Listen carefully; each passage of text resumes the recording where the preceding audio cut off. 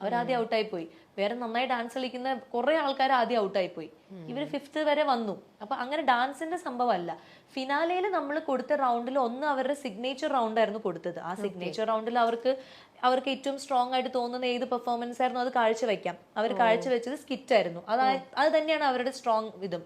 അവർ improvise ചെയ്ത് നന്നായിട്ട് അവർ stage handle ചെയ്യുന്ന അമ്മയും മകളും തന്നെയാണ്.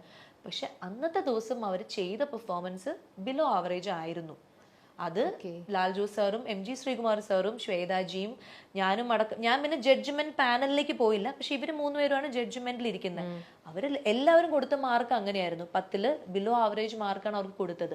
അപ്പൊ നമ്മൾ ഡിസ്കസ് ചെയ്യുമ്പോഴും അവർ പറയുന്ന അങ്ങനെയാണ്. അതായത് കേട്ടും അടുത്ത കോമഡിയും ടൈമിങ് തെറ്റിപ്പോവുക, മറന്നു പോവുക, ബ്ലബ്ലബ അടിക്കുക, ഇതൊക്കെ അവർ സ്റ്റേജിൽ സംഭവിച്ചു. അത് മനുഷ്യ സഹജമാണ്. നമ്മൾ പറയൂല്ലോ സരസ്വതി വിളങ്ങണം ആ സമയത്ത്. എന്നാലേ നമുക്ക് ഈ വർത്തമാനങ്ങൾ കറക്റ്റ് ആയിട്ട് പറയാൻ പറ്റുള്ളൂ. ഇവര് ലൈവാ ചെയ്തത്. പക്ഷെ ഇവര് ലൈവ് ചെയ്തിട്ട് 10ൽ 10 മാർക്ക് മേടിച്ചിട്ടുണ്ട്. ഇവര് ലൈവ് സ്കിറ്റ് കോമഡി ചെയ്തിട്ട് ഫുൾ എൻറ്റയർ ക്രൂ നിന്ന് കൈയടിച്ചിട്ടുണ്ട്. പക്ഷെ അതേ ആൾക്കാര് അമ്മയും മകളുമായിട്ട് അതേപോലെ തന്നെ കോമഡി ഇവര് ചെയ്തപ്പോ ഇപ്രാവശ്യം അവർ പാളിപ്പോയി. അവര് ലാഗ് അടിച്ചു, അവര് അങ്ങനെ സംഭവിച്ചു പോയി. അത് അവരുടെ കുറ്റമല്ല. അപ്പം മാർക്ക് ഇടുന്ന സമയത്ത് ജഡ്ജ് അത് നോക്കിയിട്ടാണ് മാർക്ക് ഇടുള്ളൂ. പിന്നെ അവർക്ക് കൊടുത്ത ഡാൻസ് റൗണ്ട് അതിൽ പ്രത്യേകം റൂൾസിൽ പറഞ്ഞിട്ടുണ്ടായിരുന്നു, നിങ്ങളുടെ ഡാൻസ് അല്ല നമ്മൾ നോക്കുന്നത്, മൊത്തത്തിലുള്ള ഗ്രൂപ്പ് പെർഫോമൻസ്. അതുകൊണ്ട് അവർക്ക് ഒരു ഇതും കൂടി കൊടുത്തു, നിങ്ങളൊരു ഗ്രൂപ്പിനെ കൊണ്ടുവന്നോ, നല്ലൊരു ഡാൻസ് ടീമിനെ കൊണ്ടുവന്ന് നിങ്ങൾക്ക് ചെയ്യാം. നിങ്ങളുടെ മൊത്തത്തിലുള്ള പെർഫോമൻസിന് ഒരു ഓവറോൾ നമ്മളൊരു പെർഫോമൻസ് കാണുമ്പോൾ നമ്മൾ പറയുമല്ലോ വാവ് ഭയങ്കര ഒരു കൊള്ളാം എന്ന് പറയുമല്ലോ. അത് മാത്രമേ നോക്കുന്നുള്ളൂ. അല്ലാണ്ട് ഈ അമ്മയും മകളും എന്നല്ല, നമ്മുടെ കണ്ടസ്റ്റൻസിൽ ഒരു അമ്മയും മകളും ഡാൻസ് ചെയ്യുന്നത് മാത്രമല്ല നോക്കുന്നത്. അപ്പം ഇവർ കിട്ടിയ ഗ്രൂപ്പും ഇവരുടെ ആ ഒരു ഇതുണ്ടല്ലോ, നമ്മൾ ഗ്രൂപ്പിന്റെ കൂടെ കളിക്കുമ്പോഴും ആ ഗ്രൂപ്പിന്റെ ഒരു എനർജിയുടെ കൂടെ ഇവർക്ക് മാച്ച് ചെയ്യാൻ പറ്റുന്നില്ല, ഗ്രൂപ്പിന്റെ ടൈമിങ്ങിന്റെ കൂടെ ഇവർക്ക് തെറ്റ് പറ്റുന്നു, അല്ലെങ്കിൽ ഇവരുടെ പെർഫോമൻസ് ഗ്രൂപ്പ് ഡാൻസ് നമ്മളെപ്പോഴും കണ്ടുവരുന്ന ഒരു ഗ്രൂപ്പ് ഡാൻസ് ആയി മാറി എന്നാണ് ജഡ്ജസ് പറഞ്ഞത്. ഇതിനു മുൻപും ഇവർ ചെയ്തിട്ടുണ്ട് എന്നുള്ള രീതിയിലാണ് പറഞ്ഞത്. പക്ഷെ ഫസ്റ്റ് കിട്ടിയ ആൾക്കാർ നമ്മൾ ഇതുവരെ കാണാത്ത ഒരു സാധനം, നമ്മളെന്ന് പറഞ്ഞ ആ സ്റ്റേജിൽ നമ്മൾ കാണാത്ത ഒരു കാര്യം അവരെടുത്ത് കൊണ്ടുവന്നു. അപ്പൊ അത് ജഡ്ജസ് അവർക്കൊരു വാവ് കൊള്ളാലോ എന്ന് തോന്നിപ്പോയി. അവരുടെ അത് എല്ലാം ശ്രദ്ധിക്കും. നമ്മൾ എടുക്കുന്ന മ്യൂസിക് വളരെ ഇമ്പോർട്ടന്റ് ആണ് ഒരു ഡാൻസിന്. ഡാൻസ് ഒക്കെ ചെയ്യുമ്പോൾ അറിയാലോ, ചില നമ്മൾ അമ്പലത്തിലൊക്കെ ഉത്സവത്തിന് കളിക്കുമ്പോൾ ചില പാട്ട് നമുക്ക് ഭയങ്കര ഇഷ്ടമായിരിക്കും, നമ്മളത് ഡാൻസ് നല്ല ആസ്വദിച്ച് കളിക്കും. പക്ഷെ കാണുന്നവർ ഉറങ്ങി തൂങ്ങിട്ട് വേറെ പാട്ടില്ലേന്ന് ചോദിക്കും. അപ്പൊ നമ്മൾ എടുക്കുന്ന പാട്ട്, നമ്മൾ ആ പാട്ട് എഡിറ്റ് ചെയ്യുന്നതിൽ നമ്മുടെ പ്രോപ്പർട്ടി, നമ്മളുടെ കോസ്റ്റ്യൂം, നമ്മുടെ എക്സ്പ്രഷൻ, നമ്മുടെ ടൈമിങ്, നമ്മുടെ എനർജി, ഒരു 5 മിനിറ്റ് ഡാൻസ് നമ്മൾ കളിക്കുന്നെങ്കിലും ത്രൂ ഔട്ട് ഒരു എനർജി വേണം. പക്ഷെ അമ്മയും മകളും ഇവർക്ക് അത് ഒരു ശീലമില്ലാത്ത കാര്യമായതുകൊണ്ട് അതിനൊന്നും നമ്മൾ മാർക്ക് കുറയ്ക്കുന്നൊന്നുമില്ല. ഇത് ഡാൻസ് റിയാലിറ്റി ഷോ അല്ലാത്തതുകൊണ്ട്. പക്ഷെ മൊത്തത്തിൽ അവരുടെ ഒരു ഓവറോൾ പെർഫോമൻസ് അന്ന് വീക്ക് ആയിരുന്നു. നമ്മൾ ഫസ്റ്റ് കിട്ടുന്ന പ്രതീക്ഷിച്ചിരുന്ന ഒരു അമ്മയും മകളും ഉണ്ടായിരുന്നു അന്ന് പെർഫോമൻസുകളൊക്കെ കണ്ടിട്ട്. പക്ഷെ അന്ന് അവർക്കും ബെറ്റർ ആയിട്ട് പെർഫോം ചെയ്യാൻ പറ്റിയില്ല. പക്ഷെ വേറൊന്ന് ഇവർ പറഞ്ഞതെന്ന് വെച്ചാൽ, നിങ്ങൾ ഓൾറെഡി ഈ ഷോയുടെ ഇൻ ബിറ്റ്വീനിലെന്തോ നിങ്ങൾ തന്നെ വേറൊരു ഇപ്പൊ കിട്ടിയവർക്ക് ഫസ്റ്റ് അവർക്ക് കൊടുക്കും എന്നൊരു പ്രോമിസ് ചാനലിന്റെ സൈഡിൽ നിന്നും കൊടുത്തിരുന്നു. ചാനൽ സൈഡിൽ നിന്ന് ആര് കൊടുത്തു? ചാനൽ കൊടുത്തു അവർക്ക്, അതായത് പബ്ലിക് ആയിട്ട്. അതേ ഒളിച്ചും പാത്തും അല്ല, ഒളിച്ചും പാത്തും തന്നെ ആ ഫസ്റ്റ് കിട്ടിയ ആൾക്കാരെ ഇവരുടെ ഇന്റർവ്യൂവിൽ തന്നെ ഞാൻ കേട്ടല്ലോ ഇവര് പറയുന്നത്, ക്രൂ മെമ്പേഴ്സ് തന്നെ ഞങ്ങളോട് പറഞ്ഞു നിങ്ങൾക്ക് തന്നെയാ ഫസ്റ്റ് എന്ന് പറയുന്നു. അതെന്നറിയോ, ഇപ്പൊ നമ്മൾ ഇവിടെ അല്ല അത് തന്നെ അത് ഇവർക്ക് തന്നെയാന്ന് പറയുന്നത്. അതായത് ഈ ശൈത്യയും ഷീനയും എന്ന കണ്ടസ്റ്റൻസിന് ഫസ്റ്റ് കിട്ടും എന്നുള്ളത് ക്രൂ മെമ്പേഴ്സ് പറഞ്ഞു. അത് ശരിയാണ്. ഞാൻ അടക്കമുള്ള ആളുകൾ സ്റ്റേജിൽ അത് ഇവരെ സപ്പോർട്ട് ഭയങ്കരമായിട്ട് ചെയ്യുന്നുണ്ട്. അതായത് ഞാൻ വലിയ പ്രതീക്ഷ ആയിരിക്കാം. ഞാൻ എപ്പോഴും ഇവർ ഇൻട്രൊഡ്യൂസ് ചെയ്യുമ്പോൾ നമ്മുടെ സ്ട്രോങ് കണ്ടസ്റ്റന്റ് ആയിട്ടുള്ള അല്ലെങ്കിൽ നമ്മുടെ എനർജറ്റിക് കണ്ടസ്റ്റന്റ് ആയിട്ടുള്ള ഇവരെ സ്റ്റേജിൽ നിർത്തിയിട്ട് ഞാനും ശ്വേതാജിയും മറ്റുള്ള കണ്ടസ്റ്റൻസിനോട് പറയും, നിങ്ങൾ ഇവരെ കണ്ട് പഠിക്കണം.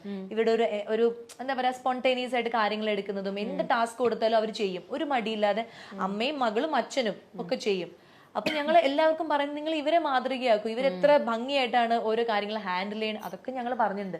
അപ്പൊ നമ്മൾ വിചാരിച്ചു ഇവർക്ക് കിട്ടും, അല്ലെങ്കിൽ ക്രൂ മെമ്പേഴ്സ് വിചാരിച്ചു. ഇപ്പൊ ഇവിടെ നമ്മൾ ഇത്രയും പേര് ഇരിക്കുമ്പം എല്ലാവർക്കും ഒരു നടനെ അല്ലല്ലോ ഇഷ്ടം. അപ്പൊ മറ്റു നടനെ ഇഷ്ടമാകുമ്പോൾ അവർ പറയും നിങ്ങൾക്ക് കിട്ടും അങ്ങനെ ഒരു പ്രതീക്ഷ കൊടുക്കും. പക്ഷെ ചിലപ്പോ കിട്ടില്ല.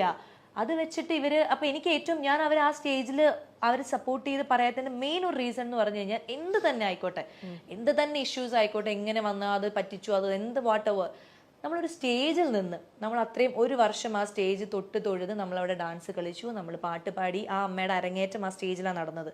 നമ്മൾ അത് ചെയ്തു, അവർ ഒരുപാട് കാര്യങ്ങൾ ആ സ്റ്റേജ് ചെയ്തു. അവരുടെ ലൈഫിലെ കുറെ നല്ല മുഹൂർത്തങ്ങളും, അവരുടെ എന്തോ വീട്ടില് പ്രശ്നങ്ങൾ ഉണ്ടായിരുന്നു, അത് സോൾവ് ചെയ്തു. അവരുടെ അമ്മയായിട്ടുള്ള സ്നേഹബന്ധം, ഭർത്താവുമായിട്ടുള്ള സ്നേഹബന്ധം, മകളുമായിട്ടുള്ളത്, അങ്ങനെ ഒത്തിരി നല്ല ഓർമ്മകൾ സമ്മാനിച്ച ഒരു സ്റ്റേജ് തന്നെയായിരുന്നു. അവരിന്ന് തൊട്ട് ഒരു 5 മിനിറ്റ് മുമ്പ് അവർ പറഞ്ഞതാണ്, ഓക്കെ, ഈ സ്റ്റേജാണ് എൻ്റെ ജീവിതത്തിലെ ഇത്, ഈ നിൽക്കുന്ന 5 പേരും എനിക്ക് എൻ്റെ ഫാമിലി പോലെയാണ്, ഈ കണ്ടസ്റ്റൻസ് എല്ലാവരും എൻ്റെ ഫാമിലി പോലെയാണ് എന്നൊക്കെ പറഞ്ഞ ആള് ഒരു 5ാമത്തെ സ്ഥാനമാണ് കിട്ടിയെന്ന് പറഞ്ഞപ്പോഴേക്കും അവിടുന്ന് വാക്കൗട്ട് ചെയ്ത് പോകുന്നത്. അത് ഞാൻ ഇപ്പോഴും അത് എനിക്ക് ഒരു മടിയില്ല അത് പറയാൻ.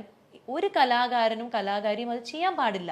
പക്ഷെ അവര് എന്നിട്ട് നമ്മുടെ ഇന്റർവ്യൂവിൽ വന്നപ്പം അവര് ശ്വേതാജിയുടെ അടുത്ത് മാപ്പ് ചോദിക്കുന്നു. അവരുടെ ശ്വേതാജിയുടെ അടുത്തല്ലല്ലോ മാപ്പ് ചോദിക്കേണ്ടത്. ശ്വേതാജിയുടെ അടുത്തും അല്ലെങ്കിൽ ലാൽജോ സാറിന്റെ അടുത്തും അല്ലെങ്കിൽ ചാനലിന്റെ അടുത്തും അല്ല മാപ്പ് ചോദിക്കേണ്ടത്. ദൈവമായിട്ട് നമുക്ക് തന്ന ഒരു കഴിവിനെ നമ്മളൊരു സ്ഥലത്ത് പ്രസന്റ് ചെയ്തു. അവിടെ നമ്മളൊന്ന് തോറ്റു പോകുമ്പോൾ നമ്മൾ ആ സമ്മാനത്തിനെയും ആ കഴിവിനെയും നമുക്ക് അപ്പൊ അവരെന്നെ പറയണ്ടല്ലോ ഞാൻ ഒന്നും അല്ലാതായി. അതെങ്ങനെ ഒന്നും അല്ലാതാവും? നമുക്കൊരു പ്രാവശ്യം ഫസ്റ്റ് കിട്ടില്ല എന്ന് പറയും, നമ്മുടെ ഉള്ളിലെ കഴിവൊന്നും ആരും എടുത്തോണ്ട് പോവില്ല. അത് പോളിഷ് ചെയ്യാനും അത് ഇനിയും വളർത്താനും ഒക്കെ ഉള്ള ഒരു ഭാഗ്യമുണ്ട്. അവർ ഈ ഏജിലാണ് അവർ ഇതൊക്കെ ചെയ്തത്. അപ്പൊ അവർക്ക് അത്രയും ഭാഗ്യവും ദൈവാനുഗ്രഹം ഉള്ളതുകൊണ്ടല്ല അവർ അത്രയും ചെയ്തത്. അവർക്ക് അത്ര ആഗ്രഹമായിരുന്നു. മോളെക്കാളും ആഗ്രഹം അമ്മയ്ക്കായിരുന്നു.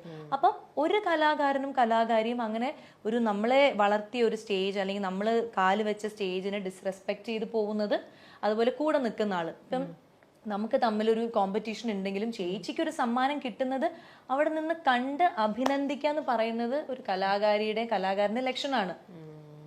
അല്ലാണ്ട് മുഖം തിരിച്ച് ആർക്കാണ് സമ്മാനം കിട്ടിയത്, കാരണം അവർ പറയുന്നുണ്ട് എന്റെ അത്രയും അടുത്ത സുഹൃത്താന്ന് പറയുന്നുണ്ട്. അപ്പൊ അവർക്ക് കിട്ടിയോ ഇല്ലയോ, ആർക്കാണ് 1ാം സമ്മാനം, എന്താണ്, ഇതൊന്നും അറിയാൻ നിൽക്കാണ്ട് അവിടെ നിന്ന് ഇറങ്ങി പോകുന്നത് എനിക്കത് ഒരു നല്ല കാര്യമായിട്ട് തോന്നിയിട്ടില്ല.